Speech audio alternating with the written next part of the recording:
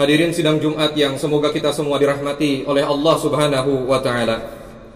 Marilah kita bersama-sama untuk senantiasa selalu memanjatkan segala bentuk pujian dengan kalimat-kalimat thayyibah, dengan kalimat-kalimat pujian terbaik kepada pemilik Asmaul Husna, Allah Azza wa Jalla, Zat yang merajai hari pembalasan, Maliki Yaumiddin. Allah yang mempunyai sifat Ar-Rahman, Maha pengasih kepada seluruh umat manusia tanpa membedakan suku, golongan, jabatan, banyaknya harta dan lain sebagainya, bahkan agama sekalipun. Allah tetap mempedulikan seluruh umat manusia di muka bumi. Dan Allah yang mempunyai sifat Ar-Rahim, Allah yang Maha penyayang, Allah yang memberikan kasih sayangnya hanya khusus kepada orang-orang yang muslim, yang mukmin, yang beriman kepada Allah, yang bertakwa kepada Allah Subhanahu wa taala. Allah hanya memberikan kasih sayang kepada mereka saja, bukan hanya di dunia, insyaallah semoga kita di akhirat. Amin ya Allah ya rabbal alamin. Salawat beserta salam semoga selalu tercurah kepada utusan Allah Subhanahu wa taala, Ia yang dijadikan sebagai pemberi kabar gembira kepada kita yang taat kepada ajarannya, Ia yang memberikan peringatan kepada siapa saja yang tidak mau menuruti ajarannya, baginda Rasulullah Muhammad sallallahu alaihi wasallam. Ma'asyiral muslimin rahimakumullah. Di dalam meniti kehidupan yang kita lewati, seorang mukmin haruslah mempunyai prinsip kehidupan, haruslah mempunyai pegangan kehidupan yang teguh yang tidak boleh kita lepaskan. Jika kita mengambil hikmah dari sebuah keluarga yang diceritakan, yang diabadikan di dalam Al-Quran, dari kisah keluarga Ibrahim alaihi salam dan keluarganya, sekurang-kurangnya ada 4 prinsip kehidupan yang harus kita ambil keteladanan dari keluarga Ibrahim Nabiullah alaihi salam. 4 prinsip hidup yang harus kita jalankan. Yang pertama, menanamkan di dalam diri kita untuk selalu memohon, untuk selalu berdoa kepada Allah Subhanahu wa taala. Berdoa kepada Allah Subhanahu wa taala bukan hanya untuk menunjukkan kerendahan dan kehinaan kita, bukan, tetapi esensinya berdoa kepada Allah Subhanahu wa taala menunjukkan bahwa kita begitu sangat butuh Allah Subhanahu wa taala. Kita begitu lemah, tidak ada daya dan upaya selain dari pertolongan Allah Subhanahu wa taala. La haula wala quwata illa billahil aliyyil azim. Saat sesuatu kita bisa raih, saat pekerjaan yang berat mampu kita selesaikan dengan cepat, saat problema kehidupan mampu kita atasi dengan baik, maka sesungguhnya itu bukan semata-mata karena usaha zahir kita, namun sesungguhnya itu semua adalah berkat dari doa-doa kita yang dipanjatkan kepada Allah Subhanahu wa taala. Allah yang telah memudahkan segala urusan kita, Allah yang telah meluaskan jalan semua dari problema-problema kehidupan kita. Ma'asyiral muslimin rahimakumullah. Oleh sebab itu, di dalam meniti kehidupan, tanamkan dalam diri kita untuk selalu berdoa sebagaimana yang telah dicontohkan oleh Nabiullah Ibrahim alaihi salam. Ia berdoa untuk negaranya, untuk negerinya, untuk keluarganya, untuk keturunannya. Di dalam Al-Qur'an, A'udzu billahi minasyaitonir rajim. Wa idz qala Ibrahim, Rabbi ja'al hadza baladan amina. Ya Allah, jadikan negeri ini negeri yang aman dan tentram. Nabiullah Ibrahim bukan hanya mendoakan untuk negerinya, namun juga ia tidak lupa untuk mendoakan keluarganya. Wa junubni wa baniya anna bu'dal asnam. Dan jauhkanlah anak keturunanku dari menyembah berhala. Lalu Ibrahim pun berdoa, warzuq ahlahu minas samarat, dan karuniakan kepada mereka, kepada penduduknya, rezeki yang halal, rezeki yang baik. Man amana minhum billah wal yaumil akhir, kepada mereka yang beriman kepada Allah dan hari akhir. Ma'asyiral muslimin rahimakumullah.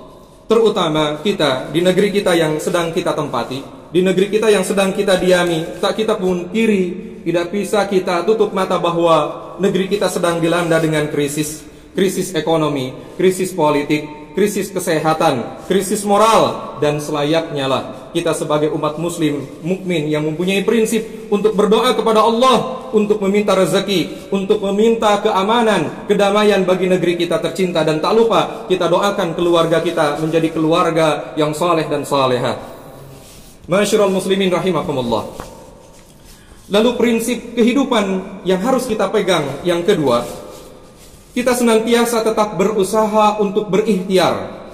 Untuk berikhtiar mencari rezeki yang halal, tidak diam.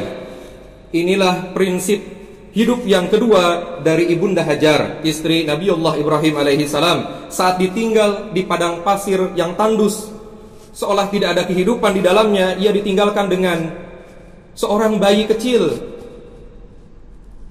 Siti Hajar, Ibunda Hajar percaya bahwa Allah adalah Maha Pemberi rezeki.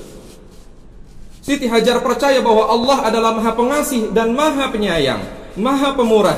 Namun itu tidak menyurutkannya untuk berikhtiar. Itu tidak menyurutkannya untuk diam berdiri hanya menunggu rezeki dari Allah datang secara tiba-tiba. Tidak. Siti Hajar berlari-lari kecil di antara bukit Sofa dan Marwah untuk mencari air, dan alhamdulillah Allah memberikan air rezeki tersebut. Ma'asyiral muslimin rahimakumullah. Ini menunjukkan bahwa selain daripada doa, bagi muslim mukmin yang taat membutuhkan ikhtiar, dan ini adalah sifatnya wajib bagi kita. Namun kadangkala di antara kita, kadangkala kita berdoa kepada Allah untuk sehat, untuk meminta kesehatan, namun justru kita tidak berikhtiar menjauhi makanan yang mendatangkan mudarat kepada kita.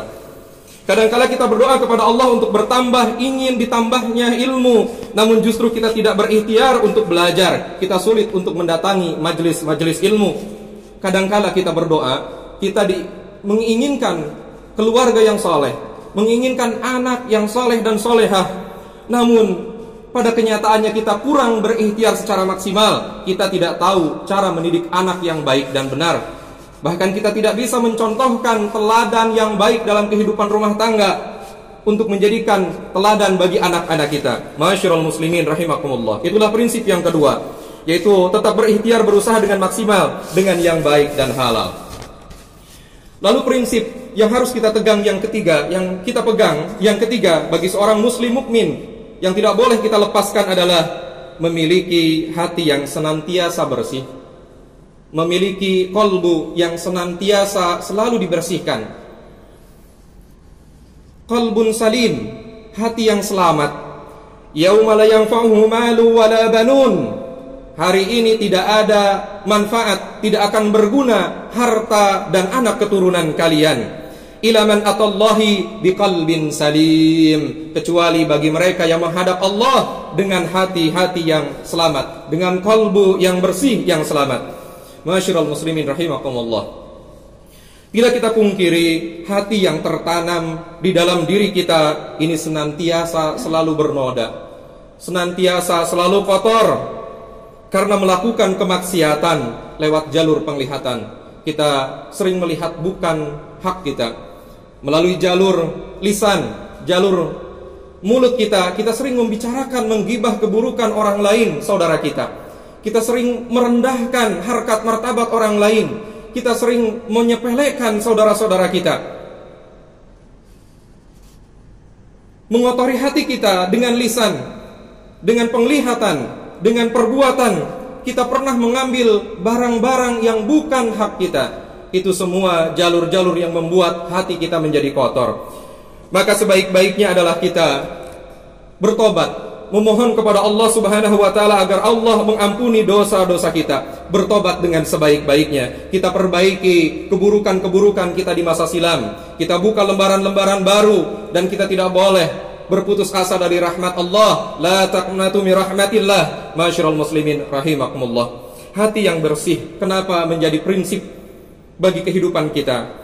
Karena hati yang bersih menjadikan manusia peka dengan perintah, peka dengan nasihat-nasihat kebaikan, mudah menerima kebenaran walaupun hanya dengan isyarat mimpi, seperti yang dicontohkan keluarga Ibrahim alaihissalam dan anaknya Ismail alaihissalam. Pada saat ayahnya bermimpi, wahyu dari Allah Subhanahu wa taala melewati mimpi untuk menyembelih sang anak, maka anak tersebut tidak menolak, menangkapnya dengan cepat, siap melaksanakan perintah Allah hanya lewat mimpi. Saudaraku rahimakumullah. Qala ya bunayya ini arani fil manami adhabuka fanzur madza tara. Ibrahim berkata, duhai anakku, Sesungguhnya aku melihat dalam mimpi bahwa aku harus menyembelihmu, maka pikirkanlah apa pendapatmu. Di dalam surat As-Saffat ayat 102. Seorang Ismail, seorang anak yang mempunyai hati yang bersih, yang dididik oleh ayahnya Ibrahim alaihissalam, yang sering dicontohkan ketauhidan yang baik, walaupun hanya lewat mimpi perintah Allah subhanahu wa ta'ala, ia dengan cepat menangkap ini adalah perintah Allah subhanahu wa ta'ala. Lalu apa jawaban Ismail alaihissalam? Qala ya abati fa'al ma tu'mar. Wahai ayahanda tercinta, kerjakanlah apa yang diperintahkan kepadamu dari Allah subhanahu wa ta'ala. Satajiduni insyaallahu minas sabirin. Insyaallah ayahanda, aku termasuk kepada orang-orang yang bersabar. Ma'asyiral muslimin rahimakumullah. Namun mirisnya, kita berintrospeksi diri kepada diri kita yang terjadi sekarang di antara kita. Perintahnya sudah jelas, Al-Quran dan dalilnya sudah jelas, nasihat-nasihat yang diberikan selalu diulang-ulang dengan jelas. Namun karena hatinya tidak bersih, lalu ia tidak mau, lalu ia mengabaikan apa yang diperintahkan, walaupun perintah itu begitu sangat jelas dan berulang-ulang. Perintah untuk salat, perintah untuk puasa, perintah untuk berzakat, perintah untuk tidak menyakiti hati orang lain, perintah untuk saling bersilaturahim dan lain sebagainya. Ini karena Allah mengunci hati mereka. Khatamallahu ala qulubihim. Allah mengunci hati mereka. Wa ala sam'ihim. Allah menutup pendengaran mereka. Wa ala absarihim. Allah menutup penglihatan mata hati mereka. Bisyawatu walahum adzabun adim. Pada mereka ada azab yang begitu sangat menyedihkan. Na'udzubillahi min dzalik. Ma'asyiral muslimin rahimakumullah. Lalu prinsip hidup yang harus kita pegang, yang keempat, yang terakhir. Jangan pernah di dalam diri kita mempunyai sifat untuk menyombongkan kebaikan yang telah kita lakukan.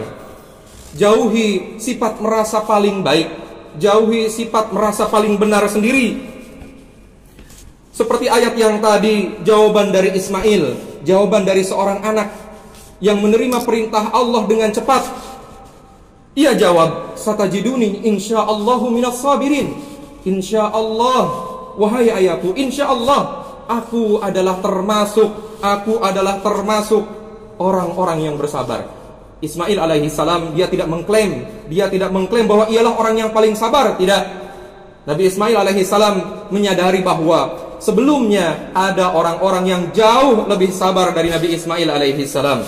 Ma'asyiral muslimin rahimakumullah. Namun ironisnya, jika kita mempelajari dari hal demikian, betapa banyak hari ini orang, golongan, organisasi saling mengklaim bahwa ialah yang paling benar, yang lain salah. Padahal itu bukan urusan prinsip, itu hanya urusan khilafiyah ijtihadiyah. Berilah uzur kepada saudara kita yang melakukan kesalahan. Tetap terus berdakwah dengan istiqomah, dengan kebaikan, dengan rendah hati, tanpa mesti merasa berbangga diri kitalah yang paling benar. Karena satu hal yang tidak akan pernah habis, satu hal yang tidak akan pernah ada habisnya untuk dibahas adalah perbedaan. Ma'asyiral muslimin rahimakumullah. Jauhi sifat merasa paling baik sendiri. Fala tuzaku anfusakum huwa a'lamu biman ittaqa. Maka janganlah kamu mengatakan dirimu suci, dialah Allah yang paling mengetahui tentang orang-orang yang bertakwa. Surat An-Najm ayat 32. Ma'asyiral muslimin rahimakumullah. Itulah prinsip-prinsip hidup yang harus kita pegang. Jangan tinggalkan doa, jangan tinggalkan ikhtiar. Carilah rezeki yang halal. Memiliki hati yang bersih. Jauhi sifat-sifat merasa paling berbangga terhadap kebaikan sendiri. Aqulu qauli hada wastaghfirullahal adzim innahu huwal ghafur.